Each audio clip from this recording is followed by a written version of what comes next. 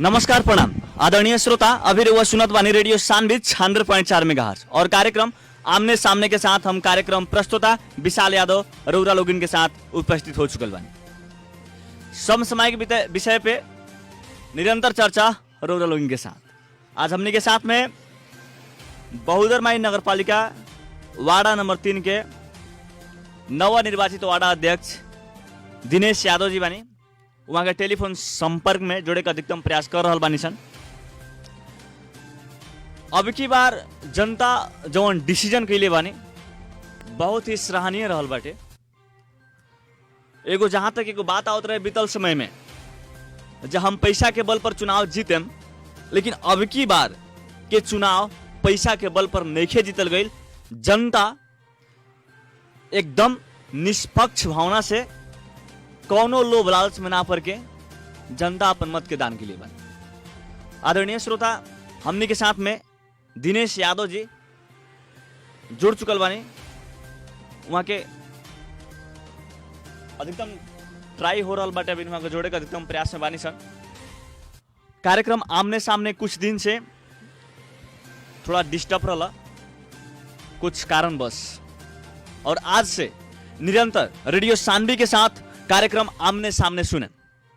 विभिन्न जनप्रतिनिधि लोग के साथ चुनाव जीते से पहले रेडियो सानवी के माध्यम से या अनेकन चैनल के माध्यम से अधिकतम बात बोलत रहनी लोग, जहां हम अपना गांव में और अपना वार्ड में चाहे अपना पालिका में विशेष फोकस शिक्षा, स्वास्थ्य, कृषि पर देहम कह के कहीं चुनाव जीतते मात्र में वोट तो नहीं के पराई कोई के।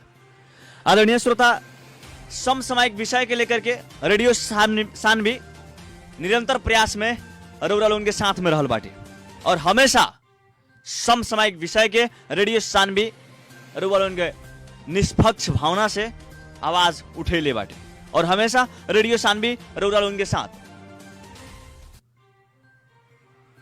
विभिन्न जनप्रतिनिधि लोग के साथ वास्तव में सच्चाई का बा ई जानकारी के खातिर विभिन्न पालिका में विभिन्न वार्ड में जितला के बाद में किनका साथे कैसन व्यवहार भइल बाटे।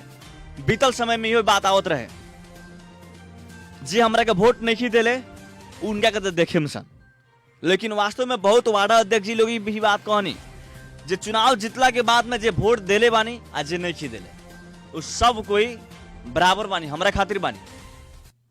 आदरणीय श्रोता, जनता जेकरा के वोट देले बानी जेकरा के नहीं देले, एगो वार्ड के अध्यक्ष भइला के बाद में जनता के खातिर पक्ष और विपक्ष ना देखल।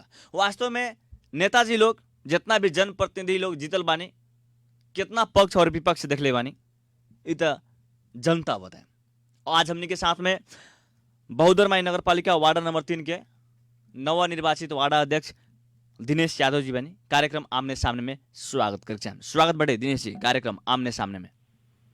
धन्यवाद बा।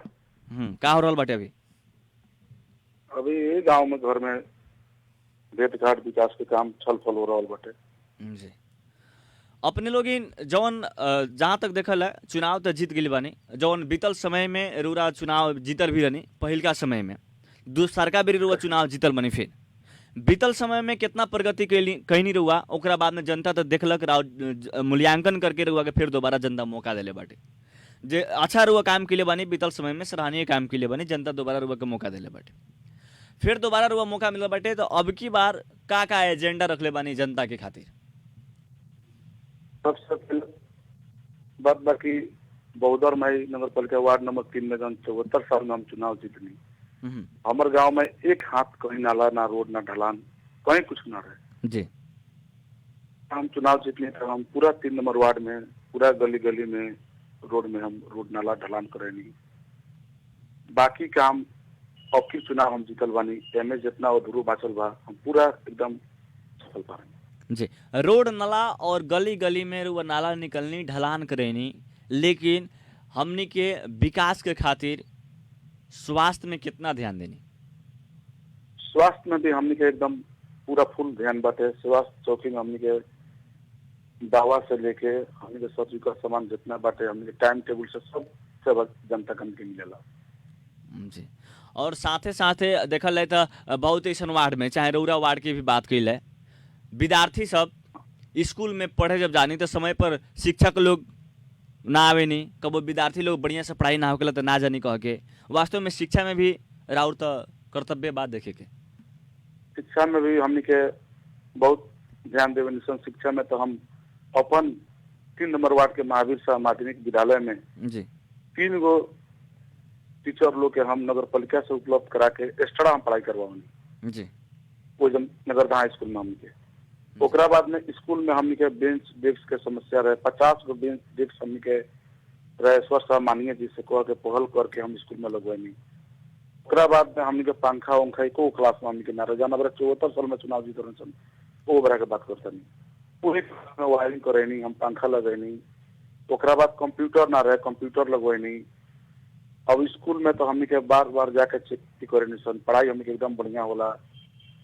बीच में आंदोलन भी भय रहे, अब गांव में तो अब नेता लोग जी लोग तो कुछ उछाल के नगर पालिका में बैठा के विवाद विवाद करा दिलक, तो सब अफवाह फैलाव रहे। तो कोनो कमी बेसी बहुदर में के 3 नंबर वार्ड के महावीर शाह स्कूल में नहीं है। अच्छा, अब जहाँ तक देखल है बीतल समय में जब बीच में जौन आंदोलन की एगो बात करत बानी, नगर पालिका में जौन पत्र गई रहे, जौन एगो बात करत बानी, जनता मूल्यांकन करके दोबारा अरुआ के मौका दिले बानी। अब ई देखल है हमने के परसा जिला के बात कैल है, विशेष करके रौरा वार्ड के हम बात करत बानी, वार्ड नंबर 3 के बहुदरमाई नगर पालिका के जनता, वहाँ के जनता बेसी कृषि पर निर्भर बानी। देखल है तो अथाह जनता वहाँ के विशेष करके कहल है तो 100% के 100% ही जनता हमने के परसा जिला के देखल है, चाहे रौरा वार्ड के देखल है, तो कृषि पर निर्भर बानी लोग। कृषि से वहाँ लोग के बाल बच्चा के पढ़ावे के बाटे या जो भी करे के बा कृषि से ही करे के बाटे। तो कृषि में कितना ध्यान रहल बटे रहो? हमने के बहुत सारा हमने करे कृषि में बोरिंग, अपने के स्पेयर टंकी, अपने के बी विजन हमने के उपलब्ध टाइम से करा के हमने के कृषक लोग हमने के उपलब्ध करावनी। और जहाँ तक देखल है, जब अब की बार दोबारा रुआ जब जीतल बानी तो और एजेंडा जौन कहनी है जे हमने रोड नाला बीतल समय में कैले बानी सन, अब की हमने बढ़िया काम और ही करे खातिर दोबारा उम्मीदवारी और दोबारा जितनी हसन कहा गया। अभी भी बात देखल है बहुदरमाई नगर पालिका वार्ड नंबर 3 के अथाह युवा सब बेरोजगारी अवस्था में भी बानी। जवन युवा लोग बेरोजगारी अवस्था में बैला के कारण सही रास्ता पर जाए नहीं गिर सकत, गलत रास्ता भटक जात बानी, पैसा की कमी रहता चाहे जो भी होता। अब पैसा कमाए खातिर अथाह कदम उठावे के पड़ता, चाहे जो भी करे के पड़े। लेकिन इस सब युवा के बेरोजगारी से मुक्त कैसे कराएं लोग अपना वार्ड में? हमने के इस साल में भी बहुत एजेंडा में रखले बानी सन कि युवा लोग हमने के घूमे था, काम धंधा नहीं के ओसन युवा के छान के हमने कोनो विशेष तालीम रह के हमने के तालीम के हिसाब से कोनो रोजगार में हमने खटाएम सन। सब युवा लोग हमने के केहू कहीं ना घूमी, हमने के हर वार्ड में टोल टोल में घूम के हमने के छान के सब युवा लोग हमने काम में लगाएम सन। जी, अब जहाँ तक कोई स्कूल के रुआ बात करनी है, शिक्षा के बात करनी है, बीतल समय बात बिल्कुल अभी तुरंत अब देखल है तो गांव घर के जितना भी शिक्षक लोग बाटे अपन गांव ठाव के, उस शिक्षक लोग स्कूल में रहत बाटे, तो उस शिक्षक लोग गांव में राजनीति करे के शुरू करत बा। पढ़ावत तो कम लेकिन राजनीति शुरू रहता। आम जनता के बात रहल बाटे, आम जनता के आवाज, पर्सनल हमर आवाज ना। अभी गांव में से निकलत बाटे लोग रास्ता में राजनीति करते करते स्कूल में, और स्कूल में ढुकला के बाद में फोन से राजनीतिक शुरू रहता, फिर उनमें से निकले के राजनीतिक शुरू। लेकिन अब की बार बहुत जगह ही भी निर्णय सुने के मिलत बाटे पालिका अध्यक्ष लोग से, वार्डा अध्यक्ष लोग से, जे यहाँ के शिक्षक लोग के दूसरा गांव में पठावल है और दूसरा गांव के शिक्षक लोग के अपना गांव में ले आवल है। लेकिन राउर एजेंडा का रहल बाटे ऊपर? हमर भी एजेंडा हुए बा, हमनी के बैठक हुई नगर पालिका में। फर्स्ट बैठक में हमनी के बात रखे सन, पूरा 9 वार्ड अध्यक्ष से मेयर उप मेयर से सलाह करके हमनी के भी अदल बदल कैले से ठीक रही। जे जौन गाँव में वो गाँव में मत रहो, दूसर स्कूल में सारा बसाई करल जाओ, ये बहुत अच्छा एजेंडा बाटे। हमनी की पहल करम सन, ये बात बैठक में हमनी के रखम सन। लेकिन रउआ पार्टी के कोई टीचर होई, कोई शिक्षक होई, रउआ पार्टी के पार्टी से सुन पार्टी पर हम ना चलेनी जी। पार्टी पर हम चल रहती तो नेपाली कांग्रेस हमरा के टिकट एक दिन पहले नमिनेशन से टिकट हमरा के ना दलक, तभी भी हम चुनाव जीतनी। हम पार्टीगत चाप ना आई हम अपन विचार पर चलेनी, जे जायज काम कर रहा पाछा चलेनी। हम पार्टी के छाप पर हम ना चलेनी जी। हमार पार्टी के भी टीचर होके, चाहे विपक्ष के टीचर होके, जे सही काम करी वो रही, जे गलत काम करी वो दूसर जगह जाए। लेकिन परिवर्तन अब की रउरा वार्ड में बहुत बढ़िया तरीका से हुई। हाँ, बहुत बहुत परिवर्तन है। शिक्षा से लेके, स्वास्थ्य से लेके, वार्ड से लेके हर चीज में परिवर्तन, अपने के विकास से लेके हर काम के परिवर्तन है। स्वास्थ्य में का राउर एजेंडा रही? स्वास्थ्य में जब रउआ प्रगति करेम तो का स्वास्थ्य में एगो होला जब कि नॉर्मल डिलीवरी के खातिर स्वास्थ्य बीरगंज आवे के पड़ला मेडिकल या नारायणी में, हाँ जी, तो ओकर व्यवस्था कैसन करे? स्वास्थ्य में हमने के देखल जाओ कहे कि गांव घर में स्वास्थ्य चौकी हमने के बाटे जी, छोट मोट बेर बीमारी बा स्वास्थ्य चौकी में इलाज हुई, बड़का बीमारी बा ओकरा खातिर बीरगंज पॉल करके बैठावल जाई। काहे से कि जो बड़का बीमारी गांव में तनाव कर सके ठीक, ओकरा खातिर हमने के बीरगंज पुगाई के पड़ी। लेकिन छोटा मोटा काम बा तो हमने के अपन स्वास्थ्य चौकी में रख के हमने के इलाज करम सन, ओमे कोनो दिक्कत नहीं है। लेकिन नॉर्मल एगो डिलीवरी देखल है, ई डिलीवरी के एगो बहुत नॉर्मल लेवल है, नॉर्मल होई सीरियस के हमने के वना रखम सन जी। और आवे वाला दिन में रउरा वार्ड के, जहां तक रउरा वार्ड में नगरदहा और पद्मौल पड़ेला, हाँ नगरदहा और पद्मौल एगो बदहा में टोल बा एगो जी। और पद्मौल गांव के भी अवस्था देखल है, रउरा मेन रोड से जौन जात बनी उ रोड में तनका भी पानी पड़ जाला तो वहाँ लगभग ठेहुन में पानी हो जाला। उ सामाजिक संजाल में बहुत ज्यादा वायरल रहेला। देखल जाओ उ नगर पालिका से टेंडर भइल चीज है जी, उ नगर पालिका से टेंडर कइल चीज है, वो हमनी के वार्ड के उमे अब टेंडर कइल बा। उ टेंडर उ ठेकेदार एगो सुरेश कह के एगो बाड़न, उ कम में सकार ललवन। अब के हमरा घाटा होता कि नाफा होता कि का होता, अब कौन हिसाब से काम करत नहीं कन। अब उ ठेकेदार और मेयर साहब बताएं हमनी के वार्ड के में तो बा, लेकिन हमनी कहला से एगो काम में ना होला। लेकिन रउरा वार्ड में बाटे तब तो रउरा पहल करे के पड़े न। पहल का मेयर साहब तो बहुत कइले बानी सन पहल, तो ठेकेदार से हमनी के कम से कम 100 से ज्यादा फोन कइले बानी सन। पहल का मेयर साहब आवेलन 100 मीटर करलन फिर भाग जालन, आवेलन 100 मीटर करलन भाग जालन, 100 दूसरे से कॉल कइले कम सन। लेकिन हमनी के उहे रोड के एगो शिकायत आ मेन रोड के हमनी के जी। अब जहां तक देखल है सामाजिक संजाल में तनका भी पानी पड़ जाए तो सामाजिक संजाल में वायरल रहेला। अपने के वार्ड में आज से काम शुरू भइल बा, फिर अपने के आज से काम फिर शुरू भइल बाटे। लेकिन अपना वार्ड के आवेला दिन लगभग 5 साल अब राउर सत्ता रही रउरा वार्ड में, 5 साल में मेन एजेंडा का रुआ सफल करें? सबसे पहले तो हम जितना अधूरा रोड नाला बा एकरा के हम सफल पारेम, स्वास्थ्य में भी पारेम, स्कूल में भी जन कमी बेसी बा ओकरा के भी करेम, हम कृषि में भी करेम। हम सब में अपन एजेंडा ई अपन 5 वर्ष के भीतर हम सबके लेके हम चलम, सबके हम सफल पारेम। हम एगो बात तो और आवत बाटे दिनेश जी, जे हमरा के वोट नइखी देले, जे विपक्षी बानी उनका के केंग करें? हमर वार्ड में तो पछाड़ी के भी दिन में नहीं रहे, आज भी नहीं रहे। हमर वार्ड में जे वोट दिल बा, जे ना दिल बा, सब हमरा के दिल बा, तब चुनाव जीतल बन गए। हम सब के लेके चले, हमरा लगे पक्ष विपक्ष ना होला। अपने के हम पहले ही कहनी कि हम कोनो छाप ना आई जी। पार्टीगत हिसाब से वोट जीत गनी, हाँ वोट जब हम जीत गनी हमर सब एक समान बा जी। पार्टीगत हिसाब से कोनो सरोकार नहीं के, व्यक्तिगत हिसाब से तो हम वार्ड में काम ना करेनी जी। व्यक्तिगत हिसाब से सरोकार बाटे, व्यक्तिगत हिसाब से व्यवहार के रूप में करेनी हम। पार्टी कोई जो काम वो हिसाब से हम काम ना करेंगे, व्यक्तिगत हिसाब से काम करेंगे। बीतल समय में एगो और जोन लाफड़ा के एगो बात आई रहे, बीतल समय में रुआ जब वार्ड अध्यक्ष रहनी फिर दोबारा रुआ भइल बानी, जे और विपक्षी बाटे ओकर घर तुरवा देनी, जे और पक्ष के बाटे ओकर घर ना टूटल, ओइंग रोड बन ना ई बात गलत बा। हमर गांव में अपने आके ना होके एक दिन टाइम मिलाई, घर घूम के पूछ ली अपने पूरा उधर नहीं के 3 नंबर वार्ड में प्रत्येक जनता से पूछी, हमार पक्ष होके विपक्ष होके हम सबके घर तुर ले बानी आ सबके घर तुर के रोड निकल ले बानी हम। लेकिन फिर भी उतना बढ़िया जो रोड कहले तो नहीं के ना तो मतलब हमारे गांव अपना लेने की। देखिए अब अपने के जब पद्मौल गांव में ढुकल ला तो गाड़ी फिर घुमावे में बहुत समस्या हो जाला जो नाला के लग से। हमारे गांव में पहले टायर ना छिकत रहे जी, अब पीपर आवता गिटी लेके कंपाइन जोन धान काटेला वो अपने के जहां से पहले टायर ना घुसत रहे जी। अब टीपर तो अपने के नॉन स्टॉप जाला वाला जी। लेकिन प्रगति कैले बानी बीतल समय में, प्रगति तो बहुत कर तब तो जनता दोबारा हमरा के लिए एकरा बाद में ओकरो से ज्यादा प्रगति हुई, जनता फिर से ज्यादा करेम, ओकरो से ज्यादा करेम, फिर से जनता मौका दी कि हमरा फिर वोट मांगे जाए के ना पड़े जी। अब की बार जे वार्ड अध्यक्ष जी लोग दोबारा जीतल बानी, चाहे जे नया जीतल बानी, अब की बहुदर माई नगर पालिका का संपूर्ण वार्ड अध्यक्ष लोग हम देखत बानी जुनून, अब की इतना परिवर्तन यहाँ लोग करें जब हो सके तो दोबारा ना पैसा खर्चा करे के पड़ी आ ना कुछ वोट ना करे मांगे के पड़े हमनी के। वोट अपने से मिली जीत जाम लोगन घरे बैठले बैठले। जी जी अब जहाँ तक एक और ही बात होला जब झगड़ा होला गांव घर में तो वार्ड अध्यक्ष जी लोग जब हो गए नहीं तो गांव में ना फरिया के थाना में जाए के पड़ला, जिला में जाए के पड़ला, गांव में काहे ना फरिया सकल लोग इनसे। हमनी के जब भी गांव में झगड़ा होला से कौन विवाद होला हमनी के वही टोल में बैठ के वही समाज में बैठ के हमनी करे निसन।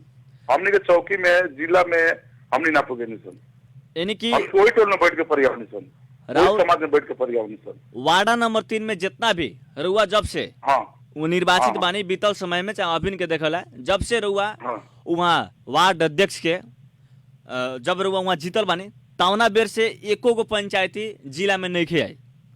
ना ना जी नहीं खाए सब रुआ फ्रीले बानी अपना गाँव घर में। सब गांव में बैठ के हमनी के परियाव बनी सन। चलिए बढ़िया वैसे बात नहीं वो किस ना आइले हमर। बढ़िया बात बाटे जो कम से कम जनता के रुआ अपने गाँव में तो मोटिवेट कर लेत बानी। जी जी अब हमने कार्यक्रम के लगभग अंत में बानी सन। कार्यक्रम के अंत में संपूर्ण अपना वार्डा वासी से रुआ का कहे के चाहे? सबसे पहले तो हम बहुदर में 3 के अपन जनता भाई लोग से कहे के चाहन कि हमरा के दोबारा अपन अमूल्य वोट दे के हमरा के जीतैलक लोग, वो लोग खातिर हम अपना हृदय दिल से धन्यवाद हम देतानी कि हम फिर 5 बरस हम ये पद पर बानी। हम कोनो पक्ष विपक्ष ना छूट जाके चलन, हम सब के अपन एक मान के हम हर चीज में हम सिफारिश से लेकर हर चीज हम करे तैयार बानी। एकरा खातिर हमरा दोबारा मौका मिलल फिर कुर्सी पर आवे खातिर हम फिर से धन्यवाद हम 3 नंबर वार्ड के जनता भाई से देना चाहता हूं। जी धन्यवाद दिनेश जी, छुटक चाहे समय देने के खातिर नमस्कार। धन्यवाद। आदरणीय श्रोता हमने के साथ में रहिए बहुदर माई नगर पालिका वार्ड नंबर 3 के वार्ड अध्यक्ष नवनिर्वाचित दिनेश यादव जी। कार्यक्रम आमने सामने समसामयिक विषय पे निरंतर चर्चा रौरा लोगों के साथ और कुछ कारणवश कार्यक्रम बीच में डिस्टर्ब रहा, लेकिन अब निरंतर रेडियो सानवी रौरा लोगों के साथ में विभिन्न वार्ड अध्यक्ष जिलों के अब की बार जनता के साथ का एजेंडा बाटे, शिक्षा स्वास्थ्य और कृषि में कितना प्रगति हुई, विभिन्न विषय वस्तु पर समसामयिक पे रुआ कार्यक्रम जरूर सुने। और जनता वास्तव में परसा जिला के ही बात की ले हर जगह परिवर्तन के लिए बनी। एक गो पालिका बा जौन रिपीट भइल बा, बाकी हर जगह परिवर्तन भइल बाटे। जनता आपकी सही निर्णय के लिए बने जहां तक देखल जाए। आदरणीय श्रोता समय बहुत कम रहला और बहुत कम समय में रुआ लोगों के साथ में उपस्थिति जनाव के रहला। रुआ लोगन कार्यक्रम सुन के साथ देने के खातिर बहुत बहुत धन्यवाद देते। साथ में टेक सपोर्ट करके साथ देने अनर्जित यादव जी वहाँ के भी बहुत बहुत धन्यवाद देते। कार्यक्रम आमने सामने से हम कार्यक्रम प्रस्तुता विशाल यादव छूटे के चाहे सुनत रही रेडियो सानवी 100.4 मेगाहर्ट्ज। नमस्कार, प्रणाम।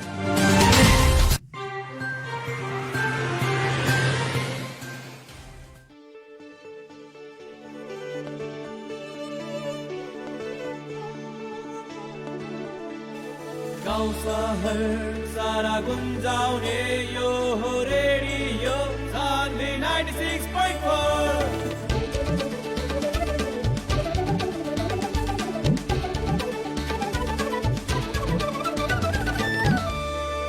Radio Sanvi 96.4।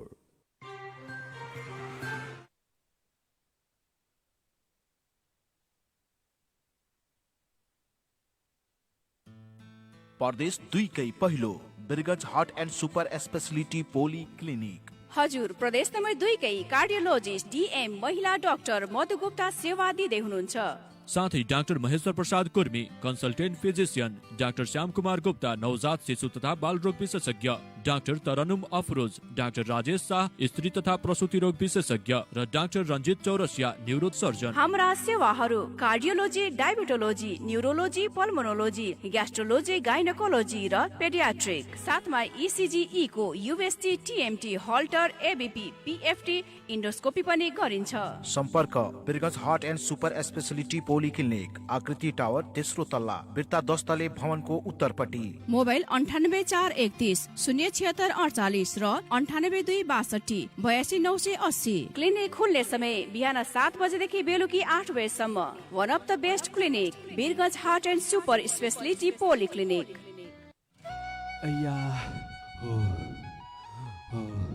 के भो दाइ? के भन्नु नानी, मुटु दुखेर हैरान्छु। ऊ घरमा तिम्रो भाउजूलाई सास लिन पनि समस्या भइरहेको भन्दै थिइन्। खै के गरौँ, कहाँ जाउँ? केही समझमा आइराखेको छैन। ए दाई यतिकैमा के को चिन्ता नि, अहिले नै तपाईँ र भाउजू गइहाल्नुहोस् न Birgunj heart and super speciality पोलिक्लिनिकमा, जहाँ हृदय रोग विशेषज्ञ डाक्टर मधु गुप्ता सेवा दिइरहनु भएको छ नि। हजुर, हामी कहाँ मुटु दुख्ने, सास फुल्ने, मुटुको चालमा समस्या भएको, मुटुमा इन्फेक्सन तथा सम्पूर्ण मुटु रोगको जाँच तथा उपचार गरिन्छ। सम्पर्क Birgunj heart and super speciality polyclinic, Birgunj 4 Birta. Mobile number 984130 077 648 र 9826 82 980। विकास निर्माण कार्यका लागि अब तपाईको साथमा पीसी इन्फाटेक प्राइभेट लिमिटेड। कुनै पनि संरचना निर्माण गर्न अहिलेको आवश्यकता भनेको हेभी मेसिनरी इक्विपमेन्ट हो, जुन सजिलै अनि खोजे जस्तो पाउन गाह्रो हुन्छ। तर अब तपाईको साथमा छ पीसी इन्फ्राटेक प्राइभेट लिमिटेड, जहाँ हेभी इक्विपमेन्ट जस्तै bitumen distributor, paver finisher, pneumatic roller, motor grader, backhoe loader, soil compactor, tandem roller, transit mixer, excavator, hydra crane, boring गर्ने machine, concrete pump, diesel generator लगायतका सामग्री सुपथ अनि सहजै तपाईकै ठाउँमा pound सक्नुहुन्छ। दैनिक, मासिक वा वार्षिक तपाईको आवश्यकता अनुसार भाडामा लिन सकिने सुविधा। विस्तृत जानकारीका लागि सम्पर्क पीसी infratech private limited, Birgunj रामगढवा 24, dry port नजिकै। सम्पर्क नम्बर 9845 34 771 र 9845 51 58 749। पीसी इन्फ्राटेक, विकास निर्माण।